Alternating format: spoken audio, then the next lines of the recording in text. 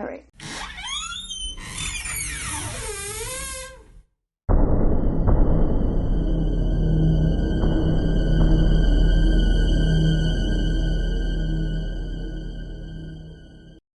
Welcome back, everybody, to another edition of Project Fear. And we're laughing because we just did about 10 minutes of it and found out that our audio got paused. Now I'm watching it to make sure it doesn't get paused. So now we got to go back and do it all over again.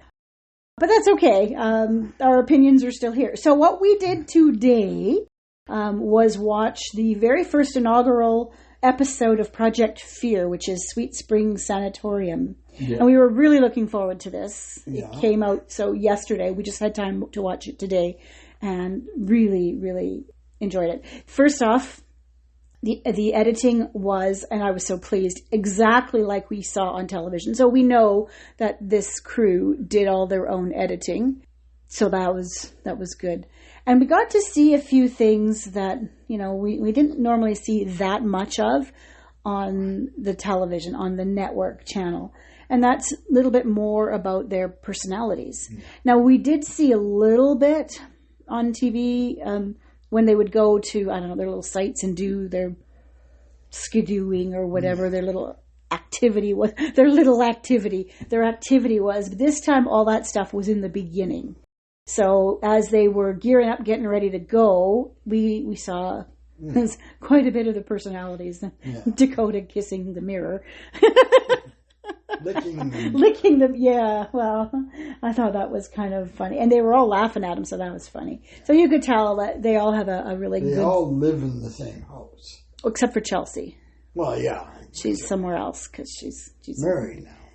Is she married or she's just engaged? No, she's married. Are you sure? Yes. I don't know. Anyway, she's somewhere else because she's a doctor of optometry and she's busy. So she's somewhere else, and they met up with her. But the boys are all together in Vegas, which is not surprising because that's where Dakota had initially worked, right? He was in Vegas with, what's his name? So you see, there is a lot more language in this episode than there ever was before because with editing, they would have to edit out the language. Yeah. Now they do not have to do that. Although they did edit language at one point later in the episode, and I thought that was weird. Yeah. But they definitely, maybe force a habit. Yeah. But they definitely dropped a bunch of F-bombs. Oh, yeah. And... I preferred that rather than going, oh, fudge. Yeah. Because to me that sounds so fake. Nobody goes, oh, fudge, unless you grow up in, a real church setting and that's your life. But these guys are out in the road. I mean, this is not a church setting. These are, paranormal folks. So they're out and about and there's language. The other thing I thought was really funny is when, not Tanner, Alex, he says, oh, we get to do things the network never let us do before. And that was playing with the screens in the car. Yeah. Okay. Pulling it up and down, up and down. Try it, Chelsea. Yeah. So, that was interesting. We got to see them driving in their own personal vehicle because I guess the RV belongs to the network. Yeah. So they're in their own personal vehicle and they are Airbnb-ing it. So because they're going to be at an Airbnb, they got to go grocery shopping at Walmart. They were so excited to go to Walmart. I don't know why anybody would be so excited to go to Walmart, unless it's something they don't normally do. But I can't imagine that because everybody goes to Walmart. And so we saw them grocery shopping. And we saw Chelsea picking out, the fresh fruit and the healthy stuff, and the boys with the pizza and potato chips. It was kind bananas. of fun. Oh, there were some bananas. Yes, a bag of bananas. Yeah. So it was fun to watch that part. Yeah. So they still are reading the packet. Yeah. Which I like. But this time, really, truly reading the packet was almost, I think it was for the audience more than them because they've been at that site twice now. And they know the site's history. There's nothing really that's different. So they arrive at the site. They meet up with Cindy, who is the location manager, and she tells them some stuff. Then they go in and read the packet. Before they're even finished reading the packet, Chelsea sees a flashlight at the end of the hall, and it's sweeping left and right. And so they get up to investigate it straight away. They can't find anything, but they go to investigate it. Anyway, it is a sanatorium, so, TB and all kinds of stuff there. So I'm thinking it's probably a nurse doing her rounds at night, because that's what you do. You're sweeping back and forth, making sure everything's good, because that's what I do when I'm doing rounds at night. Yeah. I'm sweeping back and forth and, pointing the flashlight where I need to. So I kind of wonder if that's that. Could be. Yeah. Yeah, because who else could it be? I mean, there's nobody there. Yeah. Other ghosts tend not to be bothered with flashlights. Yeah. So I don't know. So for the first half of the episode, they decide they're going to split up. Tanner's going to the basement and the other three are going to the third floor. Now, we forgot to mention that when they first get there, when they're talking to the location manager, she tells them that she told the ghosts they were coming. Yeah. I guess on her spirit box, she got a voice saying that whatever, remembered Chelsea and Tanner. Yeah. Which is interesting because those aren't names that would normally come out of the ghost box or spirit box. So that was kind of cool. So unfortunately, Tanner's name gets pulled out of the box. So he's the one that's going to the basement alone. And the basement is where they had the most of the activity the last time, because it contains the actual hospital wing plus the slaves' quarters. Slaves' quarters are the slaves are the people who built that place. Mm-hmm. So over, a couple hundred years ago, I guess. They never really show us what the slaves' quarters look like, just the hallways. I really would have liked to have seen what those quarters look like. But anyway, maybe they did on the other episode and I don't remember it. I don't remember. I'm going to have to go back and watch it sometime now. But anyway. The first thing that happens to Tanner when he gets down there is he turns the Ovilus on. Yeah, and it says, run. Run. So is it, is it a threatening run or is it a warning run? Run. Get out of here while you can. Get out while you can. Run means run. Yeah, I know, but it's the intention behind it. Why? Why is it telling him to run? And then the next word was paranormal. Yeah. Interesting. So, that was good. Yeah. Meanwhile, upstairs, they are exploring, and they're looking for this specific room where a lady in white is. Yeah. There's always a lady in white. Well, it's better than a lady in blue, I guess. Yeah, yes, but it's always a lady in white. It's always. And you wonder, is it actually white? Or is that just what we're seeing because it's a ghost and ghosts are kind of whitish anyway? Or is the lady in the white dress, is it a white nursing uniform? Hard to say. Because all they say is a lady in white. Lady in white dress. Looking out the window. Looking out the window? Yes, standing at the window. In a room, so it could be a patient in a nightgown. Yeah. And they're generally white. Well, I don't know. It depends on the gown. Like if it's a hospital gown that are tied at the back of your neck and your butt's hanging out, those come in different colors. Pink, blue, yellow. Okay, this is 30s. I don't care. Whatever. Oh, don't start. Anyways, they are looking for this room and they find it. And nothing really. Nothing really. They get some bangs and knocks and footsteps. Tanner hears footsteps downstairs and he's freaking out. Mm-hmm. So upstairs on their EVP, they get a creepy EVP about Tanner. And they hem and haw about should they tell Tanner. And they don't at first. Yeah. Because the ghost is saying, I remember Tanner. Yeah. That could be taken as a threat, I suppose. I don't know. You still don't know their intention of the spirit. Well, he remembers Tanner. Yeah, that doesn't. It remembers, yeah. But Dakota, at that very same time as they were listening back to the EVPs, Tanner's contacted them saying he doesn't feel very comfortable down there. Yeah. He's hearing footsteps and bangs, and he thinks he hears a voice. Yeah, and he got run on his... Yeah, his ovilus is creating some words that are kind of concerning. Yeah. And they decide not to tell him at that point what they've got. So what they do is they say, well, we've got something. We don't want to tell you right now, but it correlates to what you're saying. At that point, I'd be saying, goddamn, well, tell me. Don't tell me you don't want to tell me. Tell me or I'm coming upstairs. No. To his credit, Tanner stays down there. Yeah. He's got a lot of balls, that guy. He's scared as shit, but he stays there. Yeah. And then eventually they go downstairs after they've done some more exploring. First of all, they radio Tanner and tell Tanner about the EVP, and they finally tell him, and he's freaking out. Yeah. So they make their way downstairs to join him. Mm-hmm.